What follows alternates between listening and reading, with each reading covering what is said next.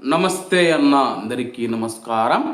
కువైట్లో ఉన్న కొంతమంది చేస్తూ ఉన్న వ్యాఖ్యలు ఏవైతే ఉన్నాయో ప్రవాసులపైన వివక్షను చూపుతూ ఉన్నాయి.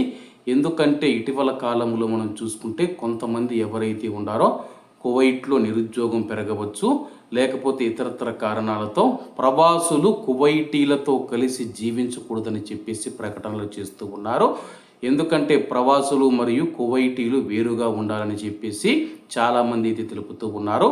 కువైట్లో ఉన్న దాదాపు 33 లక్షల మంది ప్రవాసులు కువైట్ దేశ అభివృద్ధికి అహర్నిశలు రాత్రి పగలు కష్టపడుతూ ఉన్నారు. అప్పుడు మాత్రం ఎవరు ఏమీ అనరన్నమాట. కువైట్ దేశం కోసం ఎందుకు కష్టపడుతూ ఉన్నారు, కువైట్ దేశ అభివృద్ధిలో వాళ్ళ పాత్ర ఎందుకని చెప్పేసి ఏ ఒక్క కువైటీ కూడా మాట్లాడనమాట. కానీ కొంతమంది ఇటీవల మనం చూసుకుంటే కువైట్లోని ఒక కువైటీ అమ్మాయి మాట్లాడుతూ కువైట్లోని కువైట్ సిటీలో ఆక్వా పార్క్ అని చెప్పేసి ఒకటి ఉంది.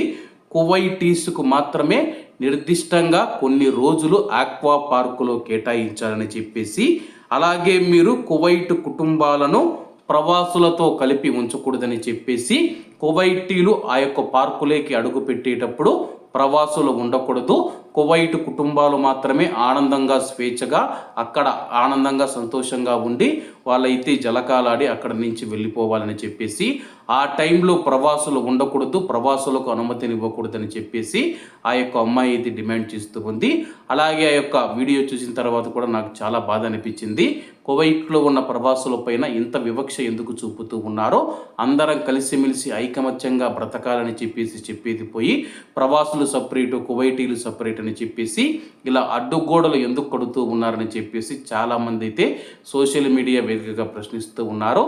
ఏది ఏమైనా కానీ ఎవరి యొక్క భావాలు అయినా సరే కానీ స్వేచ్ఛగా అయితే చెప్పవచ్చు తమకు ఉన్న అభిప్రాయాలను అయితే.